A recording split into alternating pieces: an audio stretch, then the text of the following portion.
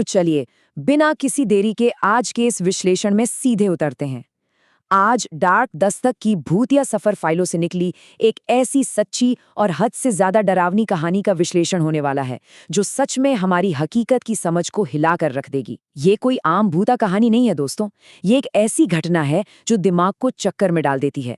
एक छोटी सी चेतावनी पहले ही दे दी जाए, ये किस्सा काफी इंटेंस और प्योर हॉरर से भरा है। तो चलिए देखते हैं कि आखिर एक नॉर्मल सी रात का सफर एक भयानक सपने में कैसे बदल गया, और क्या है इस प्लेटफॉर्म नंबर 0 का राज। अब जरा इस बात पर गौर किया जाए, क्या होता है जब एक बिल्कुल आम सी आधी रात की यात्रा अचानक किसी दूसरे ही आयाम यानी डायमेंशन में फिसल जाए। देर रात के सफर की वो थकान और जल्दी से घर पहुंचने की बेचैनी, ये सबने महसूस की होती है ना। पर क्या हो अगर सामने खड़ी ट्रेन घर की बजाय किसी ऐसी जगह ले जाए जिसका नक्शे पर कोई वजूद ही ना हो। ये कोई साइंस फिक्शन फिल्म का सीन नहीं है, बल्कि आज के इस विश्लेषण का मुख्य बिंदु है। कभी कभी थके हारे कदम अनजाने में ऐसी राहों पर मुड़ जाते हैं जहां से वापस आना लगभग नामुमकिन होता है। कहानी शुरू होती है ठीक रात के 3 बजे। समीर नाम का एक शख्स अपनी लेट नाइट शिफ्ट खत्म करके घर लौट रहा था। रात के 3 बजे का वक्त, शरीर पूरी तरह से थका हुआ और स्टेशन बिल्कुल सुनसान। पटरियों पर एक घना अजीब सा कोहरा छाया हुआ था। ये वो वक्त होता है जब पूरी दुनिया सो रही होती है और दिमाग सिर्फ एक गर्म बिस्तर के ख्वाब देख रहा होता है। मेन प्लेटफॉर्म्स पर एक भी इंसान नहीं था, वहां सिर्फ खामोशी और थकान भरी एक बहुत ही अजीब सी हवा थी। और तभी उस सन्नाटे को तीर की तरह चीरती हुई स्टेशन के स्पीकर से एक कांपती हुई आवाज गूंजती है, मिडनाइट स्पेशल अब प्लेटफॉर्म नंबर 0 पर आ रही है। अब सबसे बड़ा पेंच यहाँ ये है, समीर स्टेशन पर इससे पहले सैकड़ों बार आ चुका था। उसे अच्छी तरह पता था कि पूरे स्टेशन पर प्लेटफॉर्म नंबर 0 जैसी कोई जगह थी ही नहीं। ये कोई नॉर्मल अनाउंसमेंट तो बिल्कुल नहीं थी। ये तो सीधे सीधे किसी अनजान दुनिया का बुलावा था, एक ऐसी दहलीज थी जिसके उस पार हमारी ये नॉर्मल दुनिया गायब थी। यहाँ पर जो नज़ारा बन रहा है वो बड़ा ही शॉकिंग है।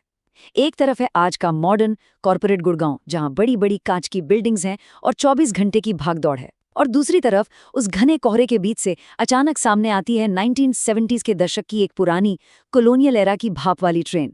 मतलब एकदम किसी पुरानी हॉरर फिल्म के सेट जैसा मंजर। आज की आधुनिक लाइफ और इस बीते हुए कल का ये अचानक आमना सामना ही इस पूरी घटना को इतना अविश्वसनीय और डरावना बनाता है। अगर इस पूरे क्रम को देखा जाए तो सब कुछ बड़ा ही शांत पर अशांत करने वाला था।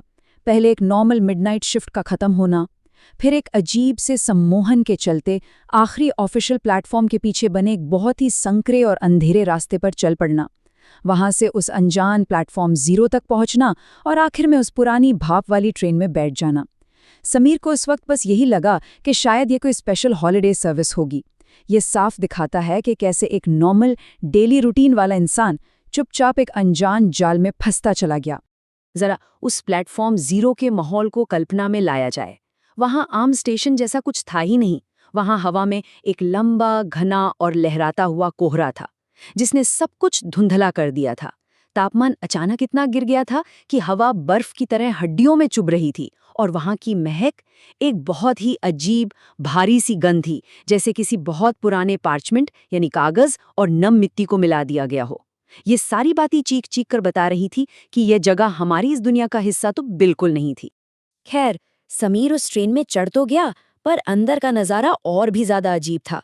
ट्रेन में बैठे सारे यात्री 1970s के दशक के कपड़ों में थे, और सबसे डरावनी बात, वो अपनी सीट्स पर बिल्कुल पत्थर की मूर्ति की तरह स्थिर बैठे थे। उनकी नजरें बाहर उस घुप अंधेरी खिड़कियों पर जमी हुई थी। पूरे डिब्बे में मौत जैसा सन्नाटा था। ना कोई बात कर रहा था, ना कोई थोड़ा सा भी हिल डुल रहा था। एक ऐसी शांति जो किसी की भी रूह कांपने पर मजबूर कर दे। ऐसा लग रहा था मानो उनके लिए वक्त वहीं जम गया हो और वो किसी अनंत इंतजार में बैठे हों। और ये संख्या 50, ये नंबर इस कहानी के सबसे दुख भरे और भयानक सच को खोलता है। डाक दस्तक की फाइल्स के मुताबिक प्लेटफॉर्म नंबर 0 पर वक्त का कोई मतलब ही नहीं है। ये जो यात्री थे जो बिना पल के झपकाए बैठे थे, ये कोई बहरूपिये नहीं थे। ये असल में वही आत्माएं थी जो पिछले 50 सालों से एक ऐसी ट्रेन का इंतजार कर रही थी जो आधी सदी पहले ही निकल चुकी थी। वो सब उस बीते हुए वक्त में कैद हो चुके थे, इस बात से बिल्कुल अनजान कि बाहर की दुनिया 50 साल आगे बढ़ चुकी है। यहाँ आकर खौफनाक शब्द का असली मतलब समझ आता है। खौफनाक सिर्फ डर नहीं होता, ये वो एग्जैक्ट पल होता है जब दिमाग पूरी तरह काम करना बंद कर देता है और रीढ़ की हड्डी में एक बर्फीली सिहरन दौड़ जाती है। एक सच्ची हिंदी हॉरर स्टोरी इसी एहसास पर तो टिकी होती है। और ये खौफनाक पल तब सामने आया जब उस मौत जैसी शांति को तोड़ते हुए ट्रेन का टिकट कलेक्टर धीरे धीरे चलते हुए समीर के पास आया। टिकट कलेक्टर का पास आना वैसे तो किसी भी ट्रेन के सफर का एक बड़ा आम सा हिस्सा है, पर जैसे ही उस आदमी पर नजर पड़ी, होश ही उड़ गए। उस टिकट कलेक्टर का कोई चेहरा ही नहीं था।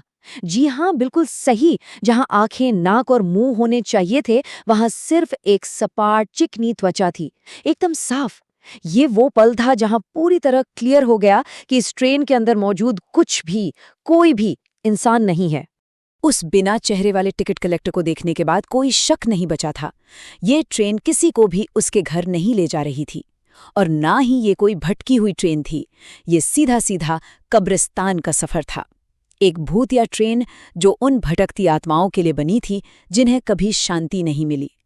इस ट्रेन की मंजिल जिंदा लोगों की दुनिया में थी ही नहीं। इसका रास्ता तो सीधा अंधेरे और मौत की तरफ था। अब यहाँ ध्यान देने वाली बात यह है कि भौतिक विज्ञान के सारे नियम यहाँ टूट गए। ट्रेन चल तो रही थी, पर वो आगे नहीं बढ़ रही थी। घबराहट में जब घड़ी की तरफ नजर गई तो जो नजारा था उससे दिमाग सुन्न पड़ गया। घड़ी की सुइयां बिजली की रफ्तार से पीछे की तरफ घूम रही थी, यानी वक्त उल्टा चल रहा था। ये एक साफ इशारा था कि ट्रेन तेजी से किसी और ही आयाम में जा रही है और वापस आने का रास्ता हमेशा के लिए बंद हो रहा था। वक्त पीछे भाग रहा था और सोचने की फुर्सत बिल्कुल नहीं थी। अब यहाँ सिर्फ एक आखिरी विकल्प बचा था। पहला रास्ता, कुछ ना किया जाए, चुपचाप सीट पर बैठे रहें और उन मूर्ति बने हुए यात्रियों की तरह हमेशा के लिए प्लेटफॉर्म 0 का एक हिस्सा बन जाएं। या फिर दूसरा रास्ता, जो कुछ भी बाहर उस घने काले अंधेरे में है, बिना ये सोचे कि जिंदा बचना मुमकिन है या नहीं, उसमें छलांग लगा दी जाए। 1 सेकंड की भी देरी और खेल हमेशा के लिए खत्म था। और छलांग लगा दी गई। अगली सुबह जब आंख खुली तो अचानक से सब नॉर्मल था, एकदम सॉलिड ग्राउंड रियलिटी। वहां 2 सुनसान छोड़ी जा चुकी पटरियों के बीच बजरी पर गिरने का एहसास था। सूरज निकल चुका था और दूर दूर तक ना कोई ट्रेन थी, ना कोई कोहरा, ना 50 साल पुराने यात्री और ना ही कोई बिना चेहरे वाला टिकट कलेक्टर। सब कुछ इतना शांत था मानो पिछली रात का वो भयानक सफर दिमाग का बनाया हुआ सिर्फ एक बुरा सपना हो। लेकिन अगर वो सिर्फ थकान से भरा एक बुरा सपना था, तो उस चीज का क्या जवाब है जो हाथ में छूटी थी? जब पटरियों से उठाया गया तो एक मुट्ठी कसी हुई थी। जब हथेली खोली गई तो उसमें एक जंग लगा हुआ कॉलोनियल एरा का पीतल का सिक्का रखा था। ये बिल्कुल वही सिक्का था जो उस भूतिया ट्रेन में टिकट के चेंज के रूप में मिला था। ये एक ठोस भौतिक प्रमाण था। ये सिक्का इस बात की गवाही दे रहा था कि वो रात, वो भाप वाला इंजन, सब कुछ पूरी तरह सच था। और देखिए, ये कोई अकेली घटना नहीं है। इस पूरे किस्से के तार गुड़गांव की उन बाकी लोक कथाओं से भी जुड़ते हैं, जैसे कि बहुत ही मशहूर रोज सेफ्रन बीपीओ की कहानी। ये घटनाएं हमें बताती हैं कि इस मॉडर्न कंक्रीट और कांच के शहर में जिंदा और मुर्दों के बीच की लकीर बहुत ही धुंधली है। यह आधुनिक शहर अपने अंदर आज भी ऐसे अनसुलझे राज छुपाए बैठे हैं जहां बीता हुआ कल और आज एक साथ मौजूद हैं और पता ही नहीं चलता कि कब कौन किससे टकरा जाए। तो इस विश्लेषण के आखिर में एक बहुत ही गहरा सवाल पीछे छूट जाता है। हमारी ये दुनिया ऐसे राजों से भरी पड़ी है जिसे कोई विज्ञान पूरी तरह समझा नहीं सकता। आधी रात के किसी अकेले सफर पर, किसी खाली स्टेशन के घने अंधेरे में, क्या सच में ये गारंटी दी जा सकती है कि वहां कोई अनजानी परछाई इंतजार नहीं कर रही? प्लेटफॉर्म नंबर 0 का ये किस्सा यही सिखाता है कि हमारी हकीकत की हद बहुत नाजुक है। रात के सफर में परछाइयों पर नजर रखना बेहतर होता है।